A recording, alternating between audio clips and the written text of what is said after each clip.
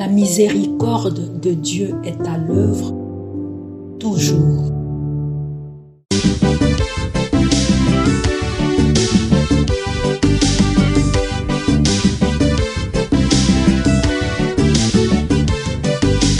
Biblia, buku ya bomoi, buku ya banyae, emayele, ekokoli sabo ya bibwa biso. Biblia, buku ya bomoi, buku ya banyae, emayele, ekokoli sabo. Mes frères, mes sœurs dans le Christ, bon après-midi. Ce vendredi 18 avril, notre mère l'Église, en ce vendredi saint, nous demande de célébrer la passion et la mort de notre Seigneur Jésus-Christ. 3 textes nous sont proposés à méditation. La première lecture est tirée du livre du prophète Isaïe au chapitre 52, du verset 13 jusqu'au chapitre 53, verset 12. La deuxième lecture est extraite de la lettre aux Hébreux, au chapitre 4, du verset 14 au verset 16, puis au chapitre 5, du verset 7 au verset 9. Et la passion du Seigneur de ces jours sera tirée de l'évangile de Jésus-Christ selon Saint Jean, au chapitre 18, du verset 1 jusqu'au chapitre 19, verset 42. Prions le Seigneur.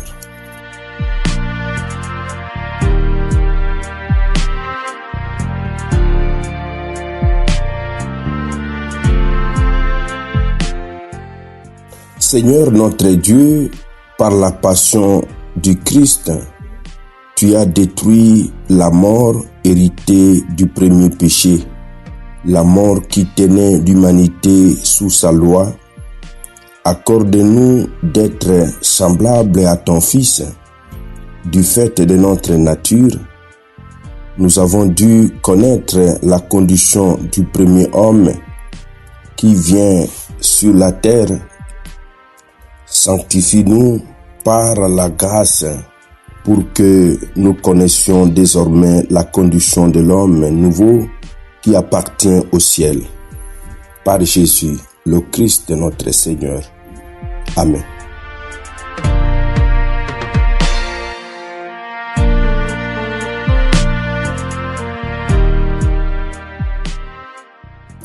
Liturgie de la parole de Dieu. Première lecture. Lecture du livre d'Isaïe. Mon serviteur réussira, dit le Seigneur. Il montera, il s'élèvera, il sera exalté. La multitude avait été consternée en le voyant, car il était si défiguré qu'il ne ressemblait plus à un homme. Il n'avait plus l'aspect d'un fils d'Adam, et voici qu'il consacrera une multitude de nations. Devant lui, les rois resteront bouche bée, car ils verront ce qu'on ne leur a jamais dit, ils découvriront ce qu'ils n'avaient jamais entendu parler. Qui aurait cru que c'est nous, ce que nous avons entendu? À qui la puissance du Seigneur a-t-elle été ainsi révélée? Devant Dieu, le serviteur a poussé comme une plante chétive, enracinée dans une terre aride. Il n'était ni beau ni brillant pour attirer nos regards. Son extérieur n'avait rien pour nous plaire. Il était méprisé, abandonné de tous, homme de douleur, familier de la souffrance, semblable au lépreux dont on se détourne, et nous l'avons méprisé, compté pour rien. Pourtant, c'était nos souffrances qu'il portait, nos douleurs dont il était chargé. Et nous pensions qu'il était châtié, frappé par Dieu, humilié. Or, c'est à cause de notre faute qu'il a été transpercé. C'est par nos péchés qu'il a été broyé. Le châtiment qu'il obtient le châtiment qui nous obtient la paix est tombé sur lui, et c'est par ses blessures que nous sommes guéris. Nous étions tous errants comme des brebis, chacun suivait son propre chemin. Mais le Seigneur a fait retomber sur lui nos fautes, à nous tous. Maltraité, il s'humilie, il n'ouvre pas la bouche. Comme un agneau conduit à l'abattoir, comme une brebis muette devant les tondeurs, il n'ouvre pas la bouche. Arrêté, puis jugé, il a été supprimé. Qui donc s'est soucié de son destin? Il a été retranché de la terre des vivants. Frappé à cause des péchés de son peuple, il a été enterré avec des mécréants. Son tombeau est avec ceux des enrichis, et pourtant il n'a jamais commis l'injustice, ni proféré le mensonge. Broyé par la souffrance, il a plu au Seigneur. Mais s'il fait de sa joie un sacrifice d'expiation, il verra sa descendance, il prolongera ses jours.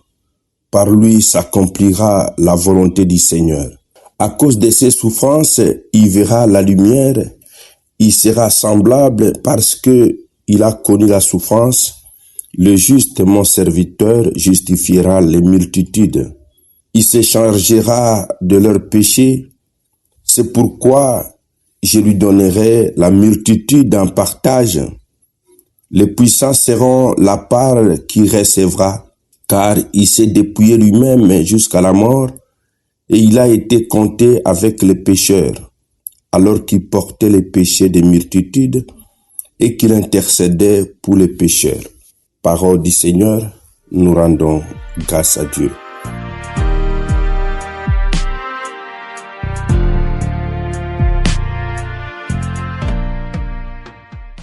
Deuxième lecture. Lecture de la lettre aux Hébreux. Frères, en Jésus, le Fils de Dieu, nous avons le grand prêtre par excellence, celui qui a pénétré au-delà des cieux. Tenons donc ferme l'affirmation de notre foi. En effet, le grand prêtre que nous avons n'est pas incapable, lui, de partager nos faiblesses. En toutes choses, il a connu l'épreuve comme nous. Il n'a pas péché. Avançons-nous donc avec pleine assurance vers le Dieu Tout-Puissant qui fait grâce pour obtenir miséricorde et recevoir en temps voulu la grâce de son secours. Le Christ, pendant les jours de sa vie mortelle, a présenté avec un grand cri et dans les larmes sa prière et sa supplication à Dieu qui pouvait le sauver de la mort. Et parce qu'il s'est soumis en tout, il a été exaucé. Bien qu'il soit le Fils, il a pourtant appris l'obéissance par les souffrances de sa passion et ainsi conduit à sa perfection. Il est devenu pour tous ceux qui lui obéissent la cause du salut éternel. Parole du Seigneur, nous rendons grâce à Dieu. Mes frères, mes sœurs dans le Christ, la passion du Seigneur de cette année est tirée de l'évangile de Jésus-Christ selon Saint Jean au chapitre 18, du verset 1 jusqu'au chapitre 19, verset 42. Je vous dispense de la lecture. Mes frères, mes sœurs dans le Christ, chaque année, l'évangile de Saint Jean nous met devant les yeux certains traits de la passion de Jésus qu'il est seul à avoir retenu. La déclaration à Pilate, tu l'as dit, je suis roi. La présence de Marie au pied de la croix, les côtés ouverts d'où jaillissent l'eau et le sang, les deux premières lectures nous permettent de saisir comment le Christ en croix réalise l'espérance d'Israël qui se confond avec celle de l'humanité. Jésus est le serviteur souffrant qui a fait de sa vie un sacrifice d'expiation. Il est le grand prêtre qui, s'offrant lui-même comme victime, est devenu pour tous ceux qui lui obéissent la cause du salut éternel. Nous commémorons en ces jours la passion du Christ, c'est-à-dire les événements liés à sa mort, son arrestation, sa flagellation, sa montée au calvaire, puis sa crucifixion et sa mise au tombeau. L'Église propose en ces jours deux liturgies spécifiques, à savoir le chemin de croix et l'office de la passion. Le chemin de croix est le chemin parcouru par Jésus à Jérusalem, de sa condamnation à la mort jusqu'à sa mise au tombeau. Le chemin de croix représente pour les chrétiens un moment de prière, de réflexion et un chemin de pénitence. Traditionnellement, le chemin de croix débute à 15 heures, considéré comme l'heure de la mort du Christ selon l'évangile de Jésus-Christ selon saint Marc. Nous le trouvons dans Marc 15, 34 à 37. Et à 15 heures, c'est aussi, dit Jésus à Sainte Faustine, c'est l'heure de miséricorde. L'heure où, du côté transpercé de Jésus, ont jailli l'eau et le sang qui sont la fontaine de miséricorde. Depuis 1966, le jeûne obligatoire chez les catholiques, selon le code des droits canoniques, est limité à 2 jours de l'année. Il y a le mercredi des cendres, qui commence le début du carême, et le vendredi saint. C'est donc d'obligation, le chrétien est invité à une journée de jeûne. Mercredi saint, mercredi des cendres et vendredi saint. Il s'agit de s'abstenir en tout et pour tout de toute activité, de pensées nous menant au péché. Ce n'est pas seulement le fait de manquer, de ne pas manger, mais c'est surtout nous départir des pensées, des activités qui nous mènent au péché. La passion du Christ est l'ensemble des événements, disais-je, qui ont précédé et accompagné la mort de Jésus-Christ. Je reviens sur l'arrestation, la conduite devant le Sanhédrin, puis devant Pilate, la crucifixion, la mise au tombeau et la mort sur la croix et la mise au tombeau.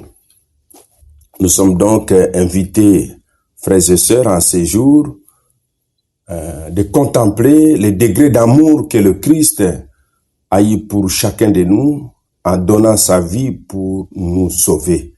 Et c'est en ces termes que nous allons vénérer la croix, qui est le lieu où le Christ s'est révélé, a révélé sa pleine identité d'être celui en qui l'humanité se renouvelle, et aussi l'expression de son amour pour chacun de nous, amour pour que vous et moi, nous ayons les saluts. Aujourd'hui, nous allons souhaiter une fête patronale au parfait, Saint parfait. Amen. Et que Dieu Tout-Puissant vous bénisse et vous protège, le Père, le Fils et le Saint-Esprit. Amen.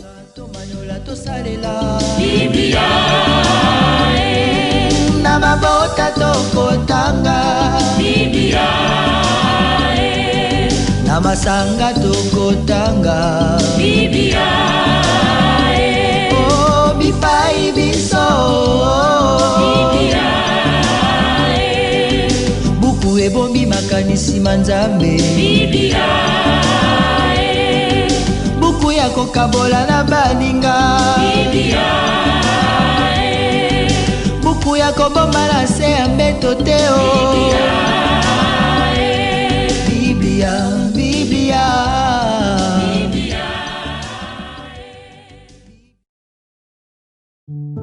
La miséricorde de Dieu est à l'œuvre toujours.